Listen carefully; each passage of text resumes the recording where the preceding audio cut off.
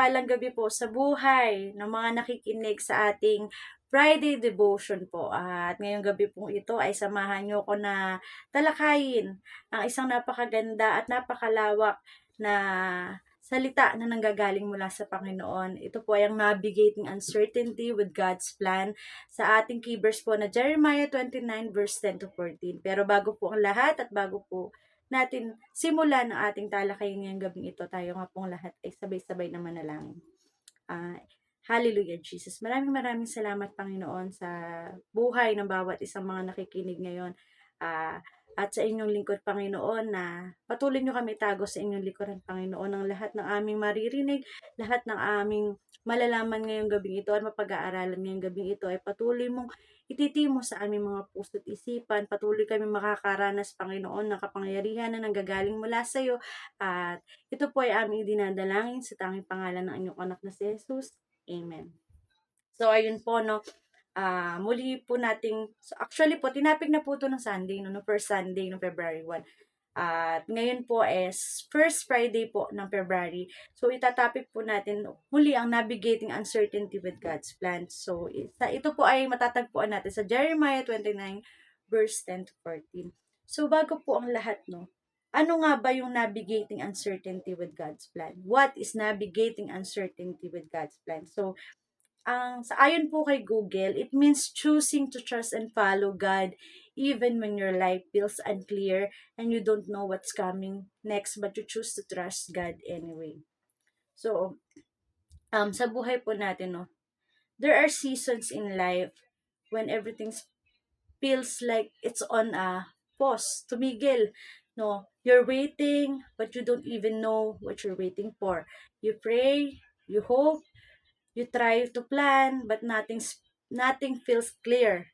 So, it's frustrating. Nakaka-frustrated naman po talaga yun. So, nakakapagod and tiring and sometimes confusing. You start asking questions like, did I miss something or is still God working? Di ba yan po yung mga tanong na pumapasok sa isip natin kapag andun tayo doon sa uncertainty ng buhay natin. Pero po sa ganitong mga seasons po, no, na parang tahimik ang paligid, na parang walang nangyayari, pero hindi naman po ibig sabihin no, na wala talagang ginagawa ang Panginoon. Kasi minsan po, habang pakiramdam natin ay nakastop yung buhay natin, may ginagawa pala ang Diyos sa loob natin. Doon niya hinuhubog yung puso natin at pinapatibay ito sa pananampalataya. At patuloy kang inihahanda sa susunod na hakbang na gagawin natin. So, ang pag-navigate po ng uncertainty ay hindi tungkol sa pilit na paghahanap ng sagot or pagmamadali po sa timing ng Panginoon. Ito po ay tungkol sa pagtitiwala sa Kanya habang naghihintay. So, sa patuloy po na paglapit natin sa Kanya na kahit magulo man yung sitwasyon dyan sa buhay mo at sa paniniwalang kahit ang mga panahong hindi malinaw yung mga plano sa buhay natin, ay bahagi pa rin ng malinaw na plano ng Diyos. Meron pa rin malinaw na plano ang Diyos. Hindi nawawala ang Diyos sa gitna ng yung mga tanong na may ginagawa pa ba ang Diyos? So, naroon po siya, kumikilos siya, at inaanyayahan ka ng Panginoon na maglakad kasama siya sa hakbang sa bawat araw ng buhay mo. So, hindi naman po kailanman ipinangako sa Biblia na magiging malinaw at madali palagi ang buhay ng bawat isa. Sa katunayan nga po, maraming tao ginamit ang Panginoon na dumaan din sa matagal na paghihintay, sa pagkalito at sa mga panahong hindi po nila naiintindihan kung ano ba talagang ginagawa ng Panginoon. Pero po sa gitna ng lahat ng yon, may isang katotohanan po na hindi natin mababago. Yun po ay yung hindi kailanman nalilito ang Panginoon habang sa kanila or sa mga tao sa Israelita, no, hindi hindi hindi nalilito ang Panginoon na habang sa kanila parang merong delay, sa Diyos po hinuhubog niya yung layunin natin, na habang pakiramdam natin nawawala tayo doon sa plano, nawawala tayo doon sa mga daan na tatahakin natin. Ang Diyos po ay tahimik na kumikilos at siguradong gumagabay sa ating paglalakbay. So, ngayon po, no, pag-uusapan natin ang tungkol sa pag-navigate ng uncertainty ayon sa plano ng Panginoon. Matutuklasan po kasi natin na ang paghihintay ay hindi sayang. Ang pagkalito ay hindi kabiguan. At ang seasons po na kinalalagyan mo ngayon ay hindi ang katapusan ng kwento ng buhay mo. Amen. Patuloy pa rin sinusulat ng Panginoon ang kwento ng buhay mo at sigurado siya kung saan kanya dadalhin. 'Di ba? Nabanggit po to nung nakaraang linggo no na hindi ito yung final destination ng buhay natin. Excuse me po, no? So, basahin po natin ang ating key verse sa Jeremiah 29 verse 10 to 14. Sabi po dito, this is what the Lord says. When 70 years are completed for Babylon, I will come to you and fulfill my good promise to bring back you to this place. For I know the plans I have for you, declares the Lord, plans to prosper you and not to harm you, plans to give you hope and a future. Then you will call on me and come and pray to me, and I will listen to you. You will seek me and find me, and when you seek me with all your heart, I will be found by you, declares the Lord, and will bring you back from captivity. I will gather you from all the nations and places where I have banished you, declares the Lord, and will bring you back to the place from which I carried you into the exile. So, number one po na itatopic natin is, God is clear about the waiting. In Jeremiah 29:10, sinabi po doon, when 70 years are completed for Babylon, I will come to you and fulfill my good promise to bring you back to this place. So, minsan po, no, na iniisip natin na ang waiting seasons po ay sign na wala tayong direction or nakalimutan na tayo ng Panginoon. Pero ayon po sa Bible, hindi kailanman malabo si God pagdating sa waiting. Sabi nga po, clear. Clear ang Panginoon sa kanyang mga plano. Clear ang Panginoon sa paghihintay. So, hindi niya po tinatago yung katotohanan na may panahon talaga ng paghihintay. In fact, God is very clear po sa waiting at yung waiting na po yun is may purpose. Kasi po tayo minsan hindi tayo minsan makapaghintay. Kunwari po, pag nag-aantay tayo ng sasakyan, ng jeep, no, na kala mo malilate ka na sa trabaho. Tapos kasasakay mo pa lang, sasabihin mo, ang tagal namang umalis. 'Di ba? Parang masyado na tayong mainip, wala tayong pasensya. No, dapat 'yun ang meron tayo, ang pasensya po. So, sa Jeremiah 29:10, sinabi po ng Panginoon sa Israel na 70 years mula sila sa exile bago sila ibalik. So, hindi po sinabi ni God na konti lang o hintay lang kayo at tingnan natin. So, malinaw po, specific po at honest ang Panginoon sa kanyang sinabi. Ibig sabihin po nito, God doesn't give false hope. Hindi niya sinabi na mabilis agad yung breakthrough kung hindi pa panahon. Pero kahit matagal po, no, yung paghihintay nila, sure naman po na may katiyakan yung pangako ng Panginoon. Kasi ang waiting po, ano yan hindi yan punishment po. Isa po yung preparation po na habang naghihintay tayo, sinuhubog po ng Panginoon yung character natin, yung faith natin, yung patience natin, yung humility at dependence natin sa Kanya. Kasi madalas gusto po natin, di ba, instant answers. Kasasabi lang po ng ating Pastora Rosie ng linggo, no? Minsan gusto natin ng instant answers, pero si God po, ay mas concerned sa long-term transformation kesa dun sa short-term comfort. Amen? No, mahalaga pong maintindihan natin na ang clarity po ng Panginoon ay hindi tungkol siya sa kailan or kung saan, kundi tungkol po ito sa kung sino. Who? Sa kung sino ang dapat nating pagkatiwalaan habang tayo po ay naghihintay. So, kahit po na yung timeline ng buhay mo is hindi malinaw or masyadong dark, alam po natin na nakakasiguro tayo na kasama natin ang Panginoon. So, waiting is proof that God is working behind the scenes. In Habakkuk chapter 2 verse 3, for the revelation awaits an appointed time, though it linger, wait for it. It will certainly come and it will not delay. Amen and amen. So, dito sa Habakkuk chapter 2 verse 3 po, no, na pinapakita po sa atin ng Panginoon na hindi nga siya late. Kahit pakiramdam natin late tayo or kapag pakiramdam natin masyado ng antagan ng paghihintay natin, may takdang oras sa lahat ng plano ng Panginoon. Hindi kasi ito yung random. Hindi rin ito basta-basta nangyayari kapag gusto natin, andyan agad, di ba? Minsan may mga pangarap ka, may prayer ka, may promise na binibigay si God sa'yo, pero parang minsan maiisip mo, ang tagal na maibigay ng Panginoon yung hinihiling mo, yung prayer mo, nakaka-frustrate, nakakapagod maghintay, mapapaisip ka na lang na, Lord, tuloy pa ba to? 'Di ba? Lagi po nating nasa isip yun eh. Pero sinabi po sa verse na ito, wait for it. Wait for it, hindi sinabing give up. Hindi rin sinabing humanap ka ng shortcut. Sinabi lang is maghintay ka. Kasi yung delay po, nararamdaman mo yan eh. Hindi naman ibig sabihin na cancel na ang plano. Madalas kasi ibig sabihin lang nun, hindi ka pa handa or may inaayos pa si God sa situation mo or sa puso mo. Because God is not slow. God is intentional. So, sa ating pong um, real life illustration po na parang ano yan eh. Katulad po siya ng parang online delivery. May order ka na, bayad ka na, confirmed na, pero ang tagal dumating. Eh, parang 1 hour ka na nag-iintay, wala pa rin yung order mo, pero hindi naman ibig sabihin nun, wala na yung item, di ba? Hindi ibig sabihin nun, hindi ka makakakain ngayong gabing ito. Ibig sabihin lang no, nasa proseso pa yung order mo. So, ganun din po sa ating Panginoon na kapag may pinangako siya sa'yo, darating yun sa tamang panahon at sa tamang oras. Hindi sa oras ng convenient lang sa'yo, kundi sa oras na pinakamabuti para sa'yo. Amen.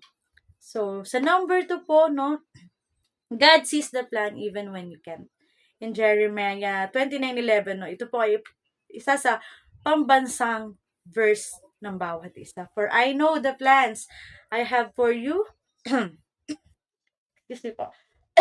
Plans to prosper you and not to harm you. Plans to give you hope and a future. So, isa sa pinakamahirap po na bahagi ng faith journey natin ay ito po, yung mga nangyayari sa buhay natin ngayon. Hindi natin nakikita po yung buong plano ng Panginoon, pero hinihingi niya yung tiwala niya sa atin. Yun po, hinihingi niya yung tiwala niya sa atin. So, madalas gusto po natin ng detailed explanation minsan, no? Gusto natin, merong step 1, step 2, hanggang step 10. Pero si God po, He sees the whole picture habang isang frame lang ang nakikita natin. Parang ano yan eh, yung buhay po natin parang isang puzzle. Hawak natin yung ilang piraso. Tapos, hawak ni God yung buong kahon. Hanap ka ng hanap ng mga pieces nung puzzle na yun, pero hindi mo alam na hawak pala ng Panginoon yung buong kahon ng puzzle na yun. So, kaya kahit magulo po or masakit or walang sense yung nangyayari sa buhay natin ngayon, may malinaw na direction sa panangin ng Panginoon. Sa Jeremiah 29:11, no, sinabi doon ng Diyos na He knows the plan He has for us. Take note po, i-take note natin to. Sabi po doon, I know, hindi you know.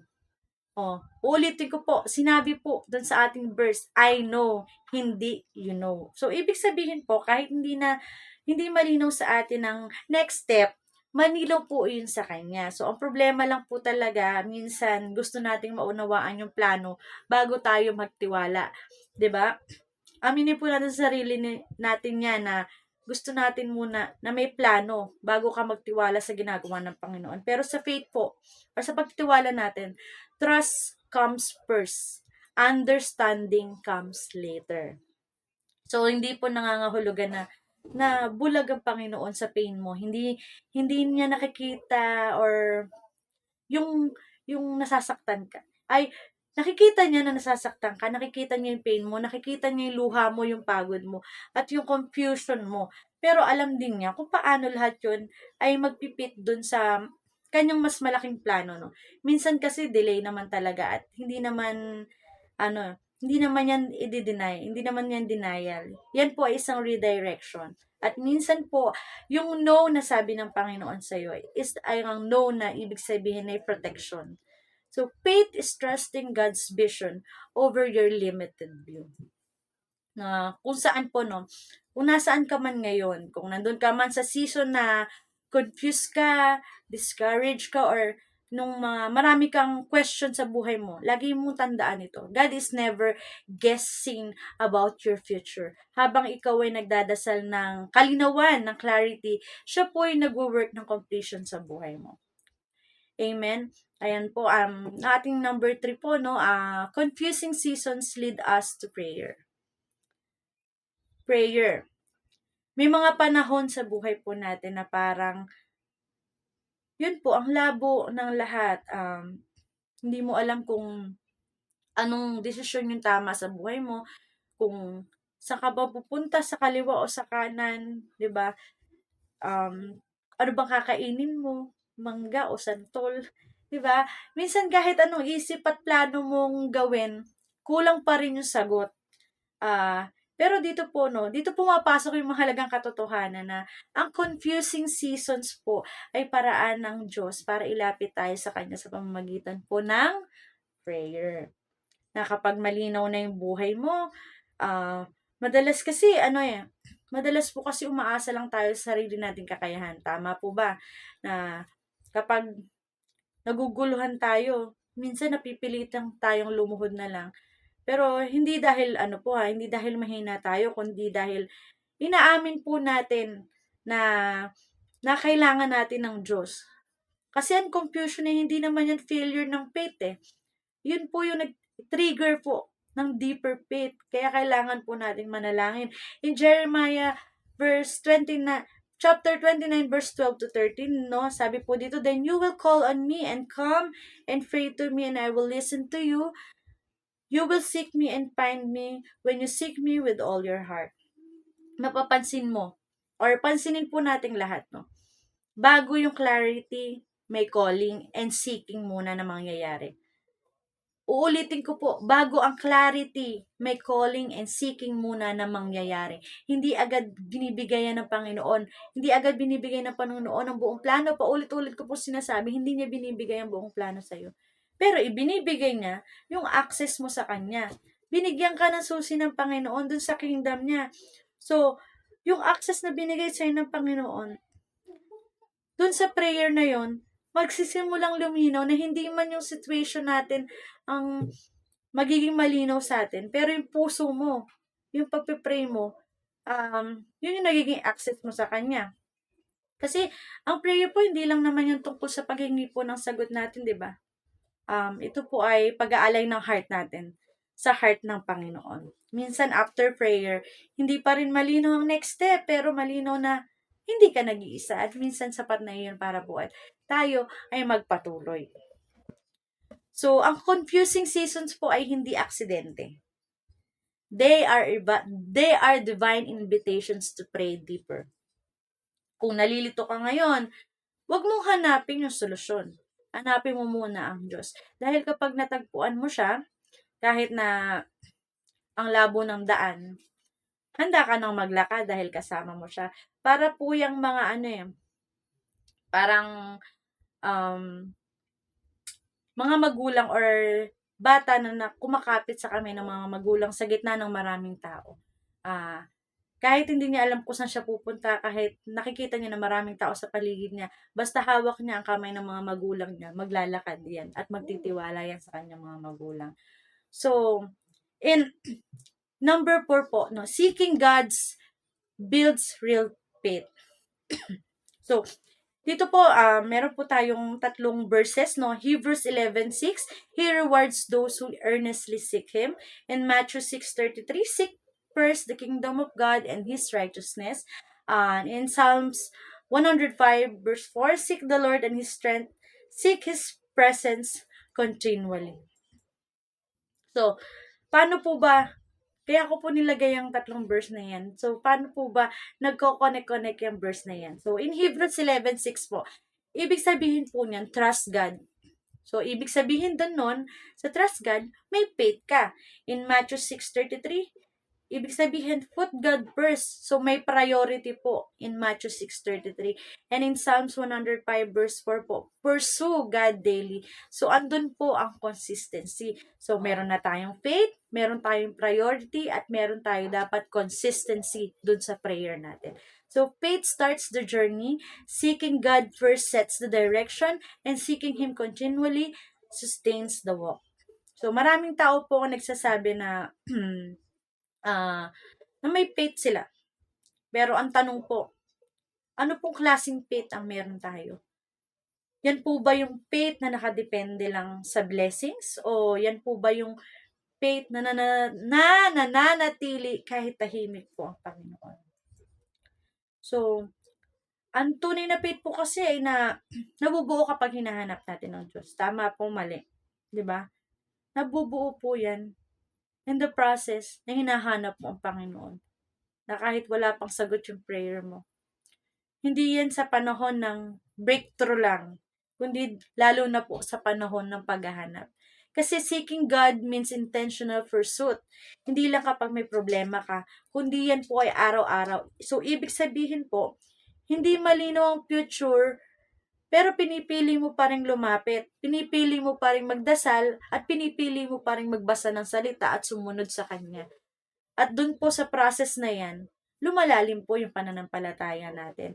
In Jeremiah 29 verse 13, sinabi po ng Panginoon, no, you will seek me and find me when you seek me with all your heart. Inotice po natin to, no? Finding God comes after seeking God.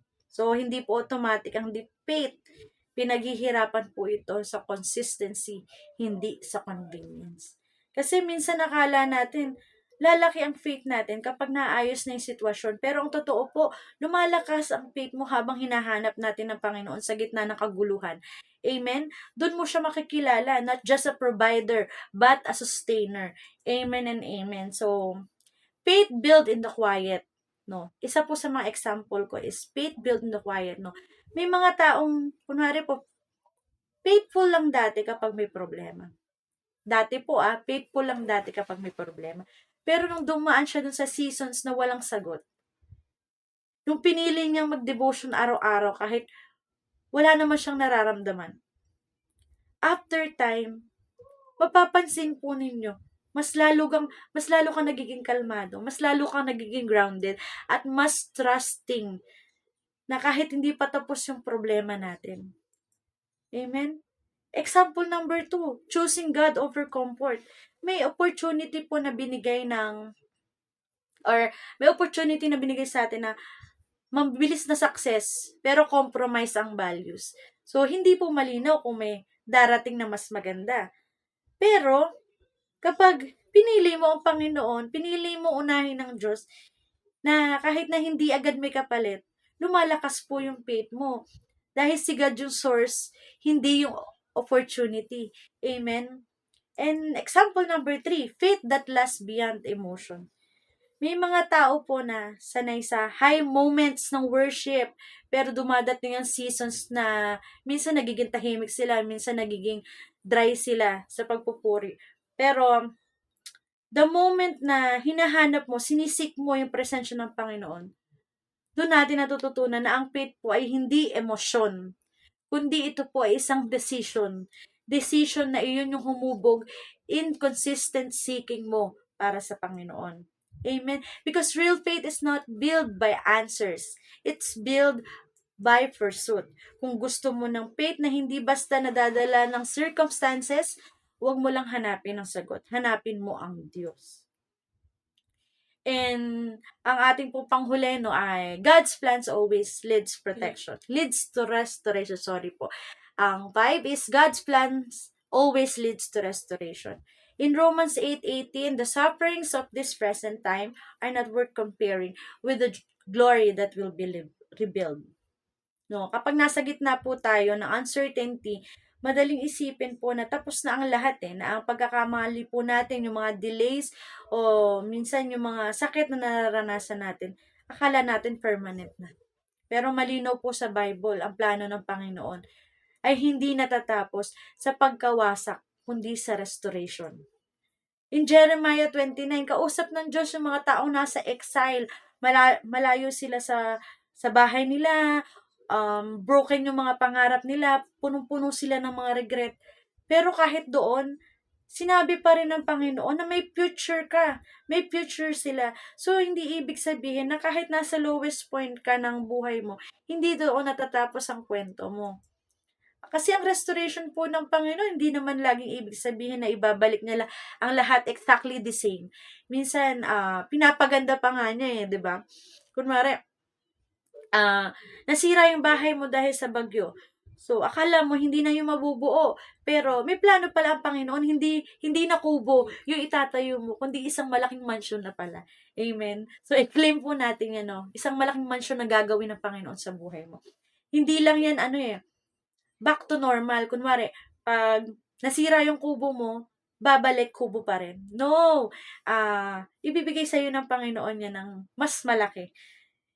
Kundi, hindi lang yan back to normal, kundi made new and upgraded. No? Ang nawawala po, yan, ay pwede yang mapalitan. Yung mga nasisira po, pwede yang ayusin. At yung mga nasayang po na panahon, kayang-kaya po yung tubusin ng Panginoon. No, so hindi rin ibig sabihin po na walang pain dun sa process na ginagawa niya. May healing na may kasamang luha. 'Di ba? Subok na po yan sa buhay natin. Na kapag nandun ka sa process na yon ng paggaling mo, may healing. May kasamang luha yan. Pero ang mahalaga po, ang direction ng plano ng Diyos ay pasulong po. Hindi yan paatras. So, from broken to better. May mga taong nasira yung tiwala sa sarili nila or kaya sa ibang tao at kahit na nasira din po yung tiwala nila sa Diyos. No, akala nila wala nang patutunguhan pero habang patuloy pong lumalapit tayo sa Diyos, unti-unti na inaayos yung puso natin. Kasi hindi naman agad nawawala yung sakit na yun Pero dumadating po yung healing at mas buo pa kesa dun sa nangyari sa atin dati, kesa dun sa nangyari kung naranasan natin dati. Example po number 2, career setback turned calling, no? Yan, marami pong nakaka-experience nito na may mga taong nawalan ng trabaho at akala na natin minsan kapag nawalan ka ng trabaho, katapusan mo na, katapusan na ng mundo. Pero andun yung waiting season. Natutuklasan mo yung skill mo at passion mo na dati binabaliwala mo lang. Yun, di ba? Kasi ang setback po, nagiging setup yan para sa tamang calling sa iyo ng Panginoon. Example number 3, restored relationships. So, siguro po maraming sa mga tao na may mga pamilya na nagkakawatak-watak dahil sa misunderstanding, sa pride, sa hindi pagkakaunawaan. No? Pero sa pagdating ng panahon po, na kapag patuloy po nananalangin ang isang tao sa isang pamilya, dahan-dahan pong naibabalik yung communication at trust. So, hindi perfect, pero restored ka. Amen? Hindi aksidente kasi ang pinagdadaanan mo ngayon at hindi po ito ang huling kabanata ng buhay mo. Sabi nga ni Pastor Rosie, hindi ito yung final destination mo. Ang buhay po kasi ay para po yung libro, para po yung aklat na maraming kanta or maraming kabanata. Sorry. Yan po, ang buhay po ay parang libro na maraming kabanata. May chapters na masaya, may chapters na masakit, may chapters na tahimik at parang walang nangyayari. Pero, hindi hinuhusgahan ng Panginoon ang buong kwento base lang sa isang chapter. Ganon din po ang plano ng Panginoon. Kasalukuyan mong season, kahit na mahirap, ito ay parte lang po ng mas malaking kwento na isinusulat niya. Minsan ang season na nasa waiting, pain, loss, confusion, delay, ay hindi sign na tapos na po ang plano ng Panginoon. Kundi ito ay transition papunta sa susunod niyang gawin para sa iyo. God's plans always move toward restoration. Na kahit nandun ka sa seasons na broken ka, missing ka, wasted ka, tandaan mo ito. Specialty po ng Panginoon na gumawa ng bago mula sa wasak. Kumbaga, kung patuloy kang nagtitiwala sa Kanya, yung mga kwento mo, hindi yan matatapos sa pain, kundi matatapos yan sa purpose. Amen. No, sa ating pong conclusion, navigating uncertainty with God's plans means accepting that you won't always have clear answers, but you can always have a faithful God. Amen and amen. Kaya huwag kang magmamadali, kapatid. Huwag kang susuko at huwag kang mawawalan ng pag-asa. Na kahit na magulo ngayon, magulo yung sitwasyon mo ngayon, magulo yung seasons mo ngayon, steady ka pa rin dapat sa plano ng Panginoon. Kasi dadalhin ka niya doon sa mas magandang bukas. Amen. Amen. At maraming maraming salamat po. God bless po sa bawat isa. At salamat po sa pagsama sa akin mula sa simula hanggang sa matapos ang ating Friday devotion. At nawa po, no, hindi lang po pumasok sa ating mga tenga at lumabas sa kabila yung mga narinig natin ngayong gabi. And ano po na patuloy na sasamahan ka ng Panginoon dyan sa seasons ng buhay mo.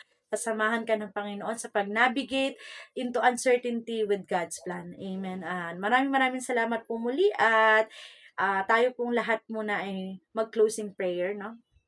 Maraming maraming salamat, Panginoon, sa gabing ito na marami na naman kaming naranasan na salita, narinig na salita na nanggagaling mula sa iyo. Salamat, Panginoon, sa buhay namin na patuloy mong binibigyan ng pag-asa, patuloy mong binibigyan ng mga plano, Panginoon. At susunod kami, Panginoon, sa iyong mga plano na kahit na mahirap, kahit na may mga pagkakataon na kami ay nawawalan ng tiwala, Panginoon, pero alam namin na may Diyos kami nakasama habang kami naglalakad dun sa mga planong yun, Panginoon. Maraming maraming salamat, Panginoon. Ikaw po ang patuloy na mataas ng bawat isa. Ikaw po ang patuloy na mabigyan ng papurihan at pagsamba, Panginoon. Dinadalangin din po namin, Panginoon, ang lahat ng may mga karamdaman. Kayo po ang patuloy na nagiging doktor nila. Kayo po ang patuloy na kagalingan ng bawat isa. Ikaw po ang patuloy na kalakasan ng bawat isa. Kaya naman maraming maraming salamat po. Ngayon pa lang, kiniklaim na po namin ang healing in Jesus' name. We claim victory upon victory, Panginoon, sa lahat ng mga mangyayari sa aming mga buhay. Ikaw po ang patuloy na mataas at masamba. Sa iyo po ang pinakamataas na papuri at pagsambang ito sa tanging pangalan ng inyong anak na si Jesus. Ang lahat po ay magsabi ng Amen. Amen. Maraming maraming salamat po muli and God bless po.